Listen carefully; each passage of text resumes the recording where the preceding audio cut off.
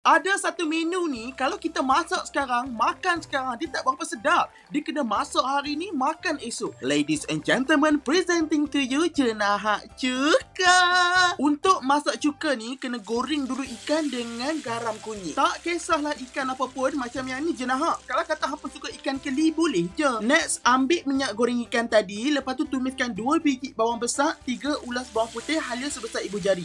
Lepas tu, masukkan 1 sudu biji sawi. Basuh dulu, toastkan and tumis sekali dengan bawang-bawang tadilah. Lepas tu, dekat sini kita ada 10 biji bawang ros, 10 ulas bawang putih. Yang ni tak perlu potong, tak perlu hiris. Just masukkan sebiji-sebiji lagu tu. And masukkan 3 cawan air dan nama pun masuk cuka kan. Kena ada cuka lah. Cuka dalam 5 sudu ataupun nak masam lagi boleh lebih. Bila dah mendidih, masukkan ikan Cenahak goreng, perasakan 2 sudu gula, 1 sudu kecil garam, 1 sudu cukup rasa. Nak kick lagi, masukkan 10 tangkai cili padi.